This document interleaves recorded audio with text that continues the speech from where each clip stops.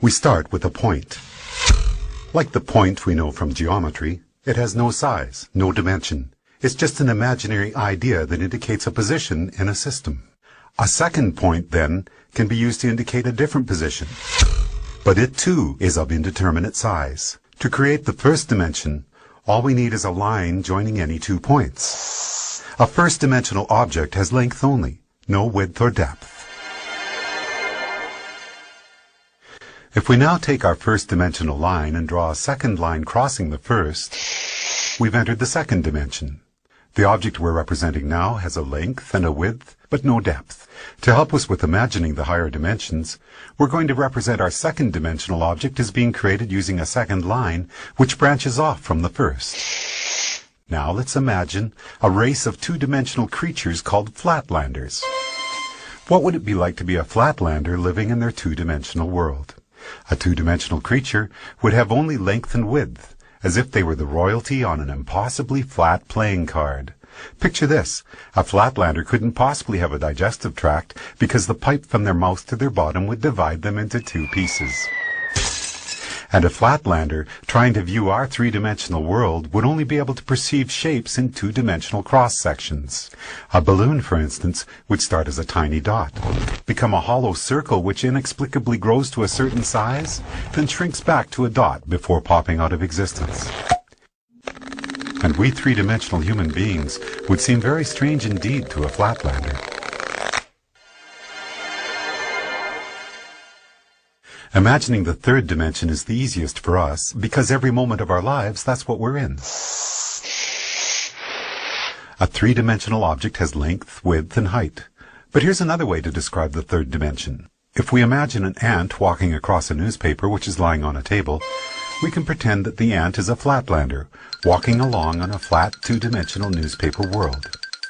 If that paper is now folded in the middle, we create a way for our flatlander ant to magically disappear from one position in his 2-dimensional world and be instantly transported to another. We can imagine that we did this by taking a 2-dimensional object and folding it through the dimension above, which is our third dimension. Once again, it'll be more convenient for us as we imagine the higher dimensions if we can think of the third dimension in this way. The third dimension is what you fold through to jump from one point to another in the dimension below. Okay, the first 3 dimensions can be described with these words: length, width, and depth. What word can we assign to the fourth dimension? One answer would be duration. If we think of ourselves as we were 1 minute ago, and then imagine ourselves as we are at this moment, the line we could draw from the 1 minute ago version to the right now version would be a line in the fourth dimension. If you were to see your body in the fourth dimension, you'd be like a long undulating snake, with your embryonic self at one end and your deceased self at the other. But because we live from moment to moment in the third dimension, we're like our second-dimensional flatlanders. Just like that flatlander who could only see 2-dimensional cross-sections of objects from the dimension above, we, as 3-dimensional creatures, can only see 3-dimensional cross-sections of our fourth-dimensional self.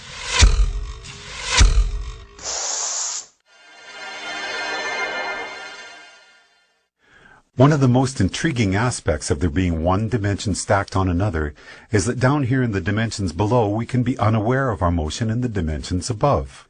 Here's a simple example. If we make a Mobius strip, take a long strip of paper, add one twist to it and tape the ends together, and draw a line down the length of it, our line will eventually be on both sides of the paper before it meets back with itself. It appears, somewhat amazingly, that the strip has only one side, so it must be a representation of a 2-dimensional object. And this means that a 2-dimensional flatlander, traveling down the line we just drew, would end up back where they started without ever feeling like they had left the second dimension. In reality, they would be looping and twisting in the third dimension, even though to them it felt like they were traveling in a straight line.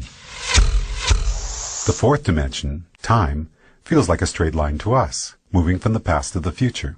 But that straight line in the fourth dimension is, like the Mobius strip, actually twisting and turning in the dimension above. So the long undulating snake that is us will feel like it is moving in a straight line in the fourth dimension, but there will actually be, in the fifth dimension, a multitude of paths that we could branch to at any given moment. Those branches will be influenced by our own choice, chance, and the actions of others. Quantum physics tells us that the subatomic particles that make up our world are collapsed from waves of probability simply by the act of observation. In the picture we are drawing for ourselves here, we can now start to see how each of us are collapsing the indeterminate wave of probable futures contained in the fifth dimension into the fourth dimensional line that we are experiencing as time.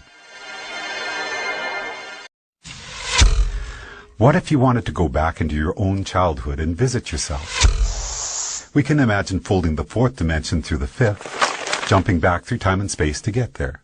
But what if you wanted to get to the world where, for example, you had created a great invention as a child that by now had made you famous and rich? We can imagine our fourth dimensional selves branching out from our current moment into the fifth dimension. But no matter where you go from here, the great child inventor timeline is not one of the available options in your current version of time. You can't get there from here, no matter how much choice, chance, and the actions of others become involved. There are only two ways you could get to that world. One would be to travel back in time, somehow trigger the events that caused you to come up with your invention, then travel forward in the fifth dimension to see one of the possible new worlds that might have resulted. But that would be taking the long way. The shortcut we could take would involve us folding the fifth dimension through the sixth dimension, which allows us to instantly jump from our current position to a different fifth dimensional line. In our description of the fourth dimension, we imagine taking the dimension below and conceiving of it as a single point. The fourth dimension is a line which can join the universe as it was 1 minute ago to the universe as it is right now. Or, in the biggest picture possible, we could say that the fourth dimension is a line which joins the Big Bang to one of the possible endings of our universe. Now, as we enter the seventh dimension, we're about to imagine a line which treats the entire sixth dimension as if it were a single point. To do that, we have to imagine all the possible timelines, which could have started from our Big Bang, joined to all the possible endings for our universe, a concept which we often refer to as infinity, and treat them all as a single point. So for us, a point in the seventh dimension would be infinity, all possible timelines which could have or will have occurred from our Big Bang. When we describe infinity as being a point in the seventh dimension, we're only imagining part of the picture. If we're drawing a seventh dimensional line, we need to be able to imagine what a different point in the seventh dimension is going to be, because that's what our line is going to be joined to. But how can there be anything more than infinity? The answer is, there can be other completely different infinities created through initial conditions which are different from our own Big Bang. Different initial conditions will create different universes, where the basic physical laws such as gravity or the speed of light are not the same as ours.